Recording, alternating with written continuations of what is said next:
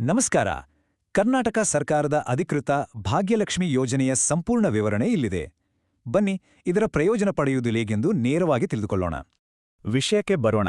ಅರ್ಹ ಹೆಣ್ಣುಮಕ್ಕಳಿಗೆ 18 ವರ್ಷ ತುಂಬಿದ ತಕ್ಷಣ ಬರೋಬ್ಬರಿ 1 ಲಕ್ಷ ರೂಪಾಯಿ ಆರ್ಥಿಕ ನೆರವು ಸಿಗುತ್ತೆ. ಈ ಮಾಹಿತಿಯಲ್ಲಿ ನಾವು ಪ್ರಮುಖ ಅರ್ಹತಾ ನಿಯಮಗಳು, ಬೇಕಾಗುವ ದಾಖಲೆಗಳು ಮತ್ತು ಅರ್ಜಿ ಸಲ್ಲಿಸುವ ಸರಳ ಹಂತಗಳ ಬಗ್ಗೆ ತಿಳಿಯಲಿದ್ದೇವೆ. ಈ ಮಹತ್ವದ ಆರ್ಥಿಕ ಉಪಕ್ರಮದ ಹಿಂದಿರುವ ಮೂಲ ಉದ್ದೇಶವೇನು? ಯಾಕೆ ಈ ಯೋಜನೆ ಜಾರಿಗೆ ಬಂತು ಅನ್ನೋದನ್ನ ಮೊದಲು ಅರ್ಥ ಮಾಡ್ಕೊಳ್ಳೋಣ. ಹೆಣ್ಣುಮಕ್ಕಳ ಶಿಕ್ಷಣಕ್ಕೆ ಪ್ರೋತ್ಸಾಹ, ಆರ್ಥಿಕ ಭದ್ರತೆ, ಬಾಲ್ಯವಿವಾಹ ತಡೆಗಟ್ಟುವಿಕೆ ಮತ್ತು ಬಡ ಕುಟುಂಬಗಳಿಗೆ ಆಸರೆಯಾಗುವುದೇ ಇದರ ಮುಖ್ಯ ಗುರಿ. ಆದರೆ ಈ ದೊಡ್ಡ ಮೊತ್ತ ಪಡಿಬೇಕಂದ್ರೆ ಪೂರೈಸಲೇಬೇಕಾದ ಕೆಲವು ಕಟ್ಟುನಿಟ್ಟಿನಾದ ಅರ್ಹತಾ ನಿಯಮಗಳಿವೆ. ಅವುಗಳನ್ನ ಈಗ ನೋಡೋಣ.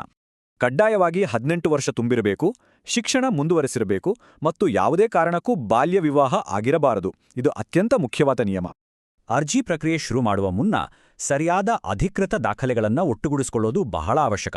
ಯಾವೆಲ್ಲ ದಾಖಲೆಗಳು ಬೇಕು? ಮೊದಲನೇದಾಗಿ ಅಸಲಿ ಭಾಗ್ಯಲಕ್ಷ್ಮಿ ಬಾಂಡ್, ಆಧಾರ್ ಕಾರ್ಡ್ ಮತ್ತು ನವೀಕರಿಸಿದ ಬ್ಯಾಂಕ್ ಪಾಸ್ಬುಕ್ ಸಿದ್ಧವಾಗಿ ಇಟ್ಟುಕೊಳ್ಳುವುದು ಕಡ್ಡಾಯ. ಇದ್ರ ಜೊತೆಗೆ ಅಧಿಕೃತ ಜನನ ಪ್ರಮಾಣಪತ್ರ ಮತ್ತು ವಿದ್ಯಾರ್ಥಿಯ ಶಾಲಾ ದಾಖಲೆಗಳು ಕೂಡ ಅರ್ಜಿ ಸಲ್ಲಿಕೆಗೆ ಬೇಕೇ ಬೇಕಾಗತ್ತೆ.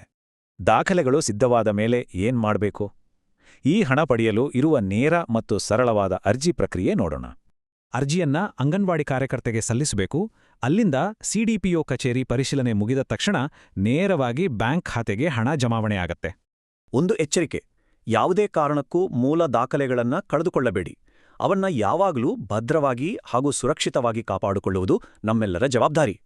ಒಮ್ಮೆ ಯೋಚಿಸಿ, ಈ 1 ಲಕ್ಷ ರೂಪಾಯಿಗಳ ಆರ್ಥಿಕ ಸ್ವಾತಂತ್ರ್ಯ ಯುವತಿಯ ಭವಿಷ್ಯವನ್ನ ಎಷ್ಟು ಅದ್ಭುತವಾಗಿ ರೂಪಿಸಬಲ್ಲದು ಅಲ್ವಾ?